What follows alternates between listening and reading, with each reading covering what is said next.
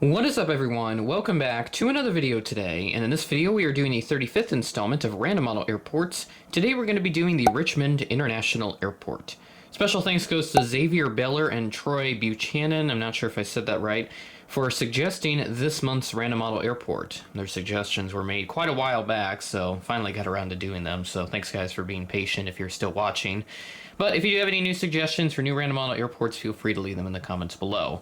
Since I've done now about 30 or so airports, you may have suggested some duplicates already or airports that I've already done, so feel free to check out my playlist if you're looking for some ideas on what I can do that I have not done yet. So Richmond is a bit of an interesting airport. We do have a two-concourse design, so again, this airport update is going to be split up into just a couple of parts here. So we'll go ahead and start off with Concourse A, and then we'll move our way over to B. Starting off with some history here at the airport. This airport was dedicated as the Richard Evelyn Byrd Flying Field in 1927. This is named after the aviator of the same name. It was renamed to simply Richard E. Byrd Airport, so just initializing the middle name in 1950, then to its current name of Richmond International Airport in 1984. Current terminal was built in 1950 and was expanded throughout the late 60s and early 70s to where it's at now. Airport saw Eastern, Piedmont, American, National, and Capital in 1957, and only one of those airlines still exists today, and they're actually still operating here, and that is American, right over here. So you see a bunch of American planes there at Concourse A.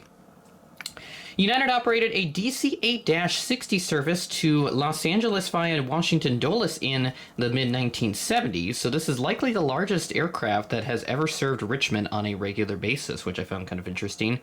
And then by 1985, you had airlines like Delta, Eastern, Piedmont, United, and US Air, which are now at the airport, which only two of those still exist, Delta and United. We'll see those over at Concourse B later on in the video.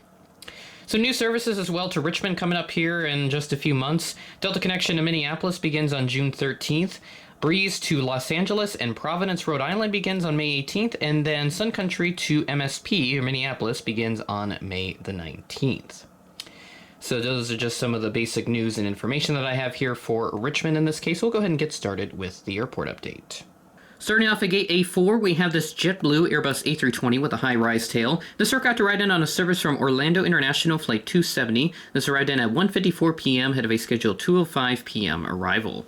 Moving to gate 86, we have this American 737-800. This aircraft arrived in on a service from Dallas-Fort Worth International, Flight 1133, at 11:17 p.m., ahead of a scheduled 11:45 p.m. arrival. And of course, this model does have the logo winglets, but I don't think the aircraft that I'm representing here, which is 886 November, has the winglets painted on yet. But they are starting to become more commonplace across the fleet. At Gate Alpha 8, we have this American Eagle ERJ-145. This is a Piedmont-operated aircraft, so these are still sticking around for a little while, but Envoy has basically gotten rid of theirs at this point, almost. But this aircraft came in from Philadelphia on Flight 5968. This arrived in at 8:12 p.m., ahead of a scheduled 8:15 p.m. arrival. New model debuting in my airport updates, we have my CFM A320 finally. I'm very happy that I have this aircraft, and I'm super excited to use this in airport updates going forward. So this aircraft came in from Charlotte today on Flight 1909, arriving in at 7:21 p.m., ahead of a scheduled 7:32 p.m. arrival. And then we have its larger sibling right next to that, the A321 with CFM engines. Still looking for an IAE one, so either Gemini or NG, please get on that as soon as you can. But let's try to get this into focus here. This camera likes to focus on the 320 there in the back, but there we go. This aircraft came in from Charlotte again. This is another Charlotte service. This is Flight 1882. This arrived in at 11:26 p.m., ahead of a scheduled 11:50 p.m. arrival. Lastly, for the American stuff, at Gate Alpha 14, we had this American Eagle Embraer 175. This aircraft came in from New York LaGuardia on Flight 4320, operated by Republic Airways, at 10:24 p.m., ahead of a scheduled 10:55 p.m. arrival. I promise you this isn't the same thumbnail shot that you saw in last month's Random Model Airport update, but this is a different angle of it. Blanket is a little different too, as the one that I normally use is currently not available right now, so it's currently being used elsewhere. But anyways, moving on to Gate Alpha 13, we have this Allegiant Airbus A320. This came in from Punta Gorda, Florida today on Flight 969 at 10:44 a.m., ahead of a scheduled 11:07 a.m. arrival.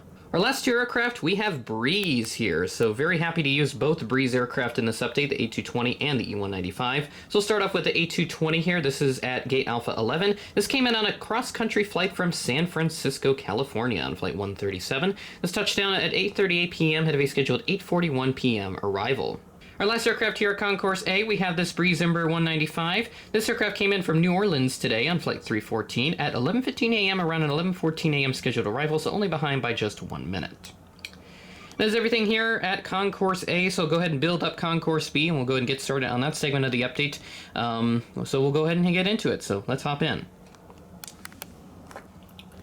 And welcome to Concourse B here at the Richmond International Airport. Pretty much identical in terms of its size and shape, but just mirrored. So if you put, Concourse A next to Concourse A itself, and then flip it, that's pretty much Concourse B for you. So yeah, United, Delta, Southwest, pretty much all operate out of here. Spirit does as well, but I don't have an A320. I know Aeroclassics just released one, but I have not yet gotten to getting it.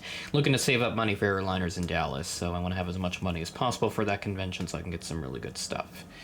But we'll go ahead and get started with this section of the airport updates. We'll go ahead and start off here with some United Express stuff. So right here at Bravo 1, we have this United CRJ 200 in the Continental Globe livery. This aircraft came in from Washington Dulles today, flight 3150. This arrived in at 9:40 a.m., ahead of a scheduled 9:51 a.m. arrival. At Gate Bravo 3, my Herpa United Embraer 170 makes another return, so really nice to use this model once again for a Republic flight from Chicago O'Hare on flight 3551. This arrived in at 5:22 p.m. ahead of a scheduled 5:33 p.m. arrival.